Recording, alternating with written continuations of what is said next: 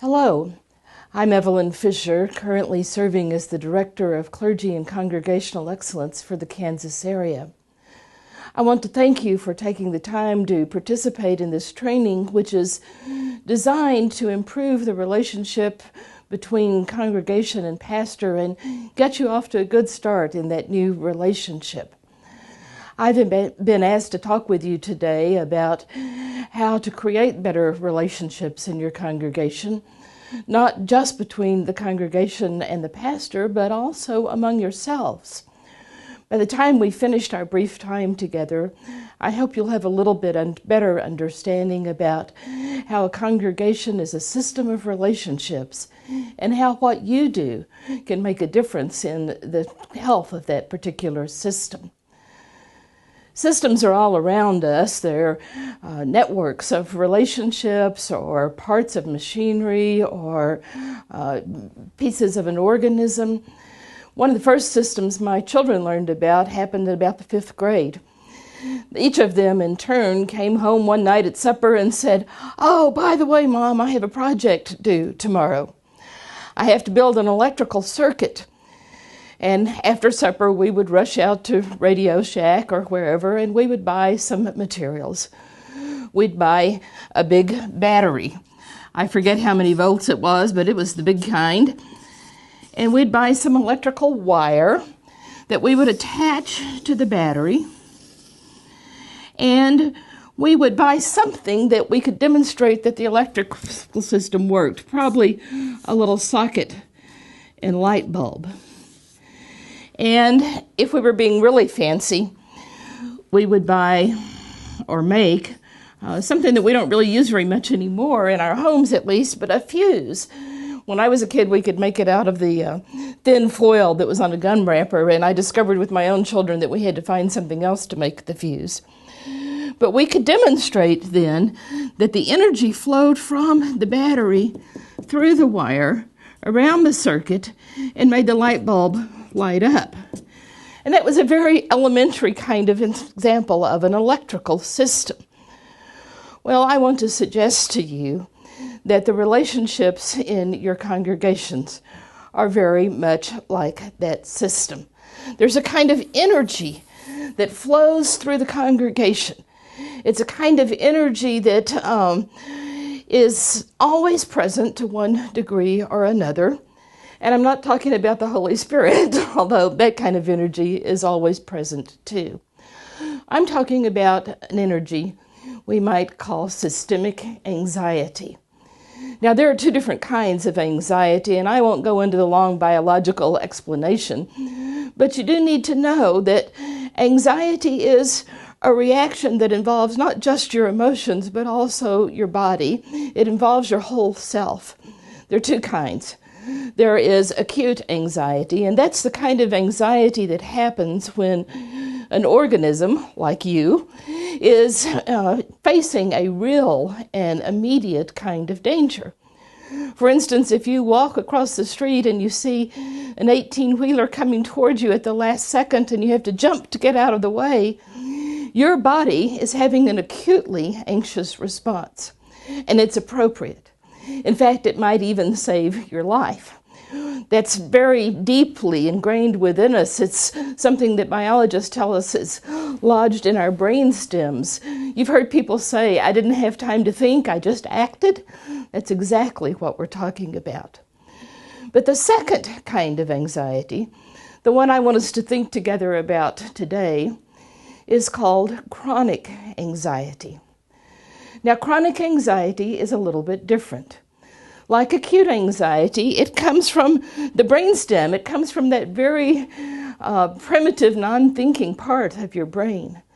But it's a different kind of anxiety. Chronic anxiety might be described as an organism's response to an exaggerated or imagined threat. Let me give you a couple of examples. Again, I'll use my own children as an example. Have any of you ever known a little child who was afraid of monsters at night, afraid of the dark? If you have, you know it doesn't matter how many times you turn on the light and open the closet door and look under the bed. That little body is still breathing hard and the heart's beating fast and the eyes are wide and the child is still very anxious about the monster under the bed. That's an example of an imagined threat that has a very real effect in our lives. Now, I had a daughter who was afraid of spiders. It didn't matter if the spider was this big, if it was way up on the ceiling, it didn't matter at all. If she saw a spider, she went nuts. She just went ballistic. And so her reaction to the real presence of a spider was very much out of proportion to the danger that the spider presented. That's perhaps even a better example of chronic anxiety. Where does chronic anxiety come from? Well, it comes from all kinds of things that we have experienced in our lives and memories that linger there in our brainstem. The problem is that it kicks in when it's not so useful for us. And when we are in relationship networks like congregations, the energy of chronic anxiety travels through the system much as electricity travels through a circuit. Except that in a congregational system, or any other human system for that matter, what chronic anxiety fuels are not things like light bulbs or toasters or refrigerators, but instead, chronic anxiety fuels rumors,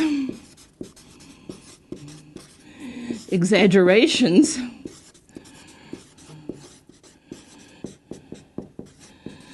conflicts, and half-truths. Well, you get the idea. Chronic anxiety fuels things in our human systems that are not particularly useful. Now, remember I told you about the fuse in an electrical system? When the current gets too strong, the fuse blows and that saves the other things on the system. The congregational system works in much the same way.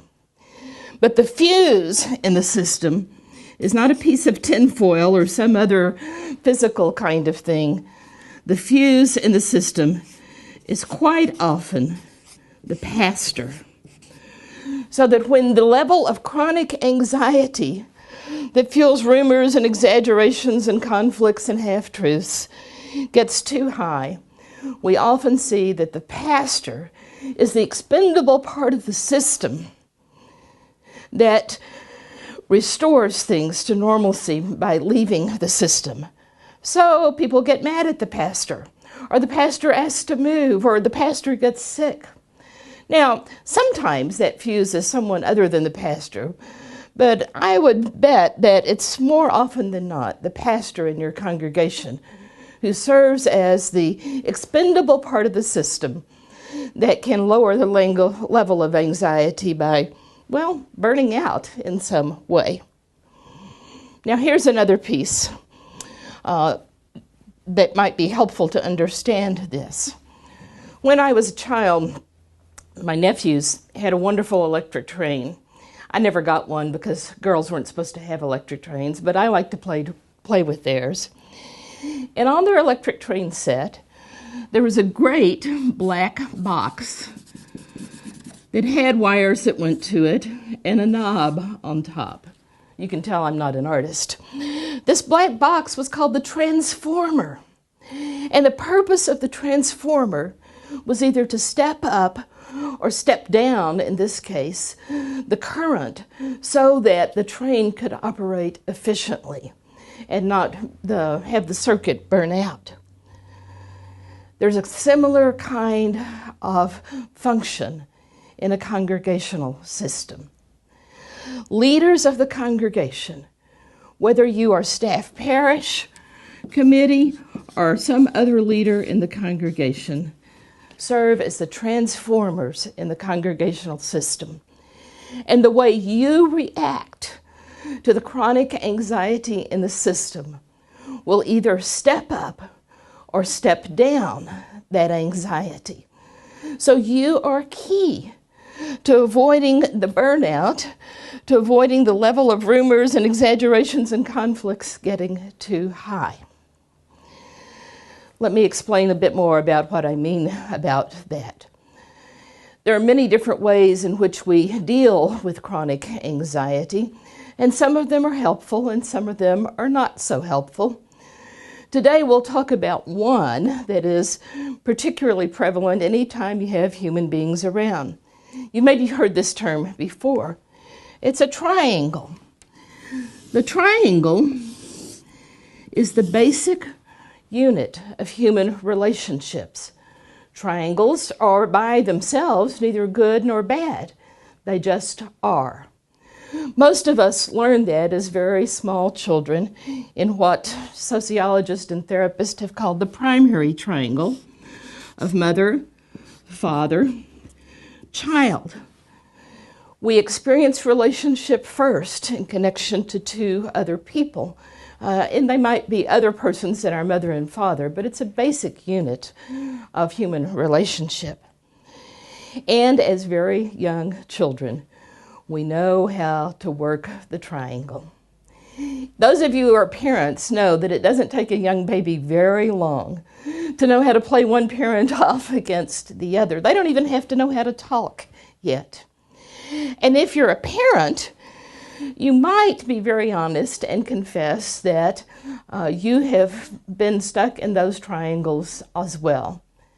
If you've ever said something like, "Wait until your father gets home," or, "I don't know, go ask your mother," you will see how we as parents and grandparents learn to participate in those triangular relationships. And have you noticed then when you're feeling very confident about your decision, you tend to just make a decision. But when you're feeling a little anxious or unsure of yourself, you're much more likely to draw the third person into that relationship, into that decision. The same thing that happens in our families happens in congregations. But in this case, one of the parties is the pastor, and, well, you can fill in the other pieces in ways that fit your situation. It might be the trustees and the UMW. Now there's a triangle for you. The trustees and the UMW having a disagreement over what kind of refrigerator should be purchased for the church kitchen.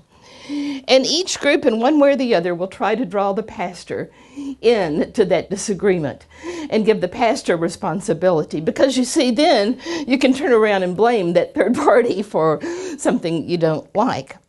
Now that's maybe a little bit of an exaggeration.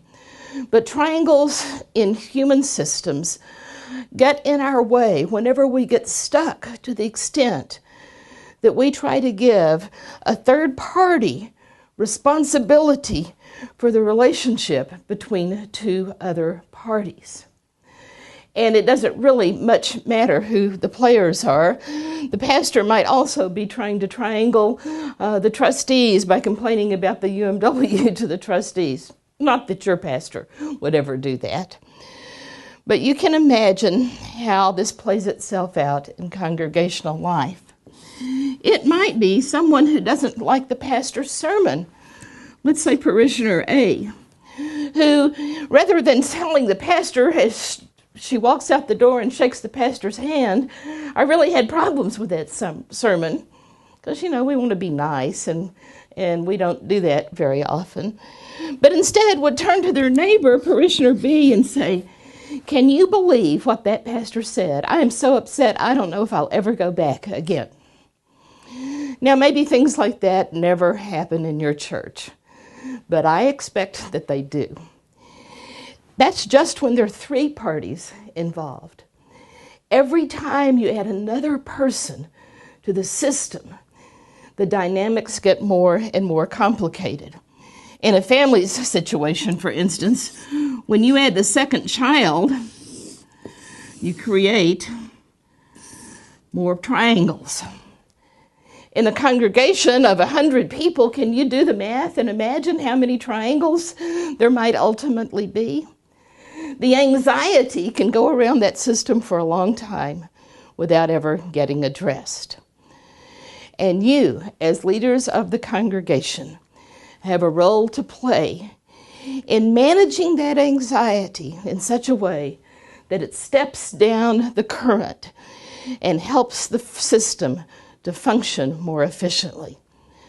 Let me suggest to you one important way, which you as members of staff parish or chair of the church council or even church treasurer or chair of the finance committee can employ to help to reduce the level of anxiety in your congregation.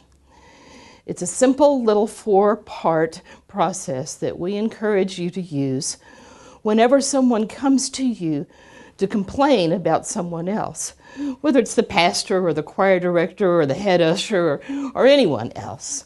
But let's use the pastor for an example. If you are a member of staff parish and someone comes to you to complain about the pastor, we encourage you first to say, have you talked with the pastor about that? Now, sometimes people have never even thought about going directly to the pastor. We are so accustomed to going through a third party with our concerns.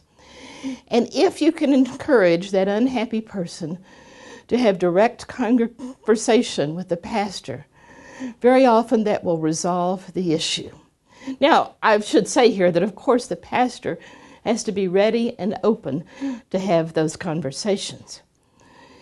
If for some reason that individual can't go directly to the pastor, I could just never do that, or she's so busy I don't want to bother her, or I tried but he wouldn't listen to me, then step 2 is to say, I would be happy to go with you to talk with the pastor about your concern.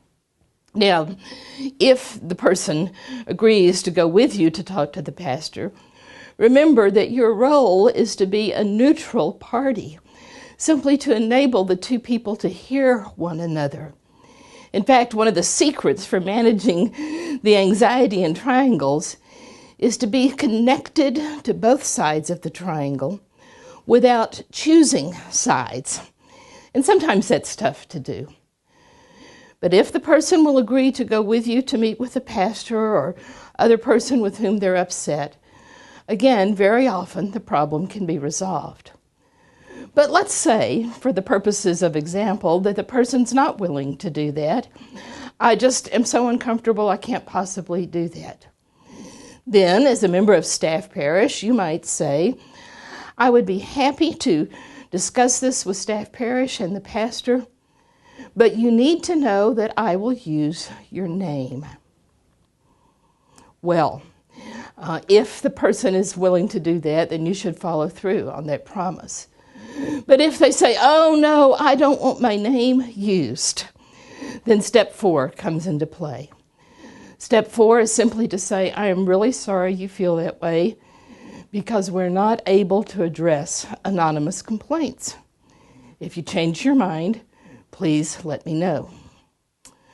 The elimination of anonymous, vague complaints from the atmosphere of your congregation will make all the difference in the world. Because you see, a pastor can't respond to a complaint when he or she does not know the source or the extent of the complaint. I grew up in East Texas, and in East Texas we used to use a phrase, some of them says. Some of them says you ought not to sing that kind of song on Sunday morning. Some of them says, or maybe in Kansas and Nebraska we're more likely to say, a lot of people think we ought not to do it that way. See, the problem with that is we don't know whether a lot of people means one person or 50 people. We don't know whether some of them are you and your neighbor across the fence or a particular group within the congregation that truly is wounded and offended. Vague and anonymous complaints simply raise the anxiety. They don't lower it at all, and they usually don't solve the problem. Well, there are many other things we could probably address, and if I were there with you in person, we'd have some question and answer. I simply want to invite you to consider how changing the way You act as the transformer in the system, can make a difference to the health of your congregation and to the relationships that you experience with your pastor and with your brothers and sisters in Christ. Thank you for being with me.